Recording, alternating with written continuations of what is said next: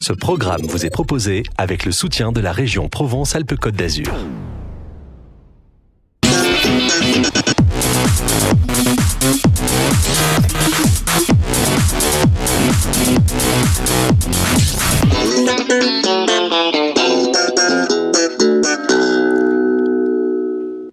Bonjour et bienvenue sur le plateau de M l'Innovation, votre rendez-vous avec les talents qui font l'actualité des startups à Marseille et en Provence.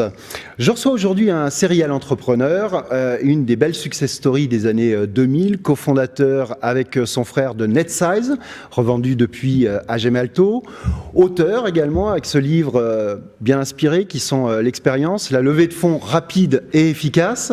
Et puis aujourd'hui, à la tête d'une nouvelle aventure entrepreneuriale, Stanislas Chenet, bonjour. Bonjour. Alors d'abord, votre fiche d'identité, votre âge ? 50 ans. D'accord. Votre lieu de naissance ? Boulogne-Billancourt. D'accord. Et votre cursus ?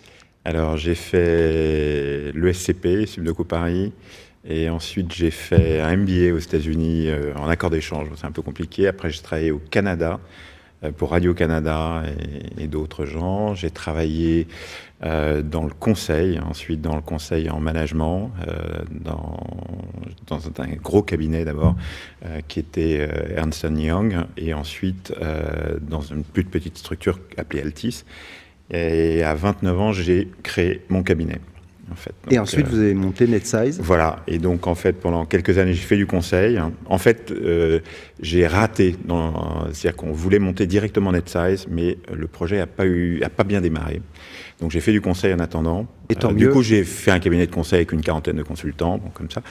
Et ça vous a mis au pied à l'étrier, et tant mieux, voilà. Parce que vous avez levé beaucoup d'argent. Combien et pour derrière, NetSize ? Ça nous a permis sur NetSize de lever au total 43 millions d'euros. C'est pas mal. Voilà. Alors votre start-up du moment s'appelle 3D Rudder, pardon. Ouais. Elle entend ni plus ni moins que de bousculer un des pans les plus importants du marché de l'informatique, celui de la souris, avec un produit incroyablement intuitif que vous allez nous présenter et qui permet donc de piloter les mouvements sur ordinateur avec les pieds.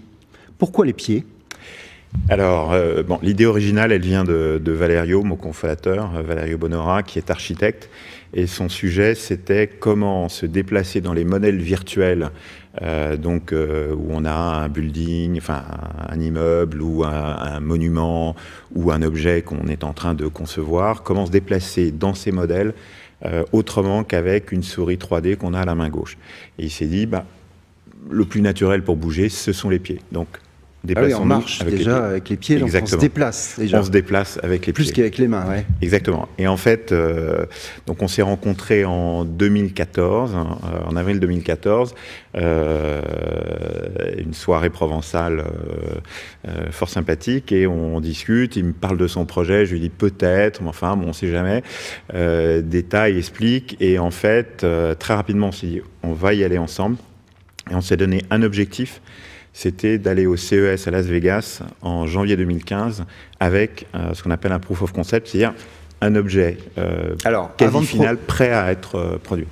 Avant de poursuivre sur l'histoire, on va voir à quoi ça ressemble pour bien comprendre ce dont il recouvre, et on se retrouve juste après.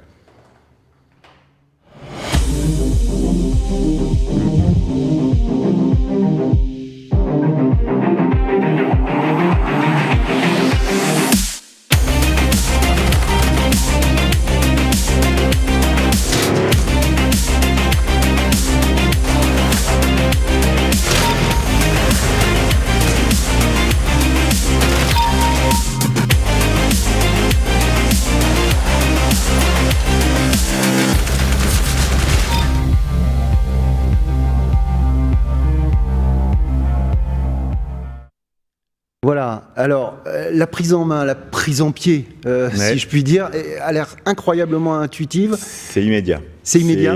Comme je dis, même ma mère, 78 ans, ça lui a pris 15 secondes. Pour piloter quoi? Alors, qu'est-ce qu'on peut piloter avec ça? Un hélicoptère, un vaisseau spatial? Alors, on peut piloter plein de choses. On peut d'abord, il y a le jeu vidéo. Donc, dans ce qu'on a vu, par exemple, il y a un jeu qui s'appelle World of Tanks que les jeunes connaissent très bien. Normalement, on se déplace au clavier dans World of Tanks. Là, on se déplace avec les flèche haute, flèche basse. Exactement. Après, vous avez ce qu'on montre là à l'écran, la réalité virtuelle. Ça permet un peu plus de dextérité, c'est ça? En fait, un peu plus de facilité sur le jeu? En fait, se déplacer avec les pieds, c'est complètement naturel. Donc, dès que vous allez poser vos pieds dessus et vous déplacer avec, votre cerveau, il va apprendre en quelques secondes et vous n'allez plus du tout penser le déplacement. Il va être naturel. C'est-à-dire qu'au lieu, donc on a été intégré par des gens qui font Subsitech, qui est une boîte marseillaise qui fait des drones sous-marins. Et en fait, les pilotes de drones qui ont essayé le 3D Rudder couplé à un drone sous-marin disent, avant au joystick, il fallait penser comment aller du point A au point B. Là, on y va. On se pose aucune question. Et on peut se permettre des mouvements les plus fous, les plus complexes. Et en jeu vidéo, on peut faire on peut faire des mouvements qu'on ne faisait pas avant. Notamment un mouvement d'orbite autour d'une cible. Par exemple, dans un jeu comme celui-là, un peu de guerre, on va dire, ce qu'on appelle un jeu à la première personne. Dans ces jeux-là, on peut se déplacer autour de la cible. Et ça, c'est quelque chose qu'on ne peut pas normalement faire avec les contrôleurs type manette de jeu. En tout cas, pas facilement. Alors, le jeu vidéo, c'est pas simplement c'est pas la seule application. Il y a 3D Rudder dans votre nom, 3D. Donc c'est de multiples applications qui vont de la santé à l'industrie. On peut imaginer tout ce qu'on veut. En fait, ce qu'on découvre, si vous voulez, c'est déjà toutes les situations où deux mains ne suffisent pas. Et deux mains ne suffisent pas, et deuxième chose, où les deux mains sont occupées et il y a un besoin de mouvement. Mais c'est piloter une caméra 360 avec un robot de chirurgie, c'est piloter un drone sous-marin et tout d'un coup avoir deux outils au lieu d'un pour faire des manipulations. C'est en réalité virtuelle se déplacer avec les pieds dans la réalité virtuelle, avoir les deux mains libres pour tirer, attraper, pousser ou ce qu'on veut, etc. Et en fait, les usages sont incroyablement multiples. Alors traduit en chiffres? Alors traduit en chiffres, notre objectif cette année, c'est de vendre plusieurs dizaines de milliers de 3D Rudder. Mais votre marché, plus globalement. Alors notre marché, il est en dizaines de millions d'unités. Voire centaines de millions d'unités. Potentiellement, toute personne devrait avoir un 3D Rudder. Comme on a une souris accrochée à l'ordinateur. Voilà. Où est-ce que vous en êtes de la conception, de la fabrication de cet outil? La preuve du concept, vous l'avez dit, a été faite. On l'a fait pour CES 2015.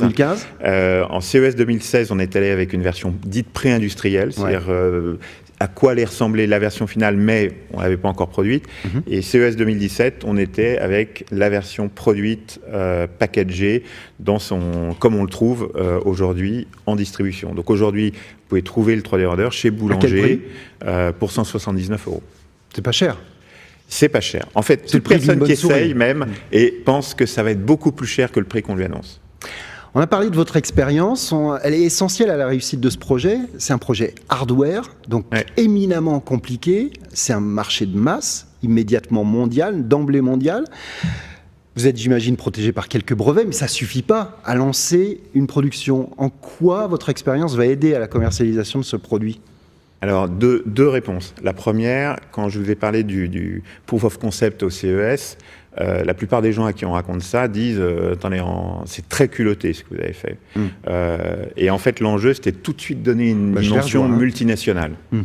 Pourquoi ? Parce que dire aujourd'hui, on démarre un projet, puis on le démarre localement, puis on va grossir dans le pays, puis après dans les pays limitrophes, etc., ça ne marche pas. Aujourd'hui, il faut penser mondial. Et dans le hardware, l'électronique en public en particulier, c'est au CES que ça se passe. Donc, il faut aller tout de suite au contact du marché. Et puis, la deuxième expérience, c'est la croissance très rapide. J'ai gagné plusieurs prix d'hyper-croissance. On était parmi les trois premiers Européens, les FAST. Et ça, c'est, si vous voulez... Donc, savoir gérer la croissance, c'est savoir la provoquer. Savoir provoquer, intégrer les nouvelles équipes, grandir. Exactement. Il faut des fonds également. Vous avez levé modestement, j'allais dire, vu la taille et l'ampleur du projet, l'ambition du projet, 1,5 million et un peu moins même d'1,5 million. Et vous les avez levés auprès de fonds régionaux. Oui. c'est totalement incompatible avec vos ambitions. Alors, c'est pas incompatible. Je pense que c'est très important d'avoir cette assise régionale.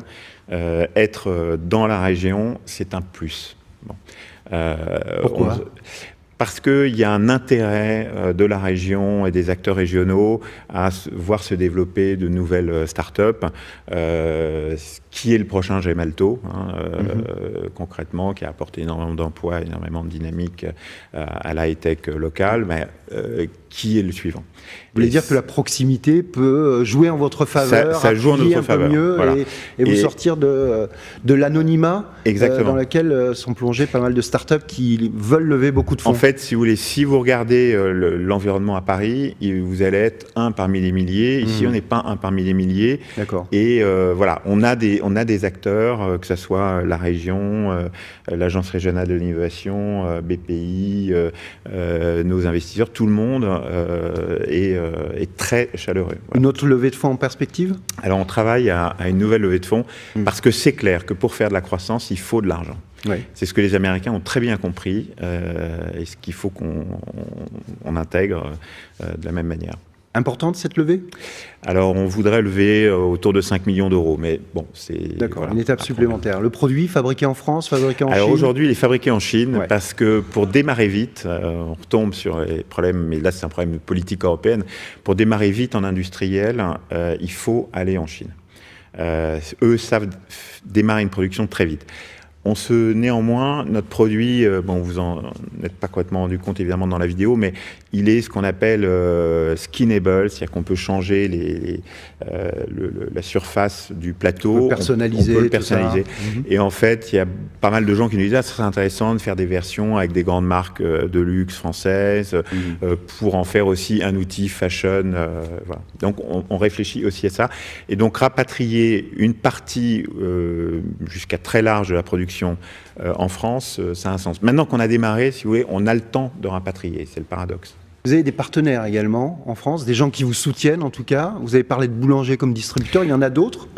Matériel.net, voilà, il y en a. D'accord. Et donc les perspectives de chiffre d'affaires, vous avez parlé de quelques... Alors aujourd'hui, notre objectif cette année, qui est la première année de commercialisation, c'est de faire plusieurs millions d'euros de chiffre d'affaires. Et puis après, de faire croître très vite la société. C'est potentiellement une société qui, dans le champ des licornes ? Plus. Alors, je sais pas, je reste très prudent, moi. Si possible, mais il faut être très, très humble et voilà. C'est beaucoup de travail pour faire croître une boîte. Donc, beaucoup de travail, mais ça peut aller très très vite. Mais ça peut aller très vite. Si vous voulez, c'est mon expérience, ça sera une troisième expérience d'entrepreneur, c'est chez NetSize, j'avais eu la chance d'avoir à 2 reprises une forme d'ascenseur, c'est-à-dire un grand groupe industriel qui, parce qu'il a besoin de l'outil ou du service, va porter la start-up. Voilà. Sur 3D Roder, on est en train de trouver ça, et du jour où le moment où ça aboutit, qui peut être le mois prochain ou quelques mois plus tard, mais du jour où ça aboutit, la croissance sera très forte. Bon, c'est ce qu'on vous souhaite de mieux. Saïssa Chené, merci d'être passé nous voir sur ce plateau de M l'Innovation.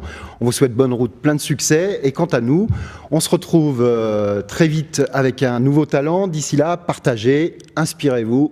Salut.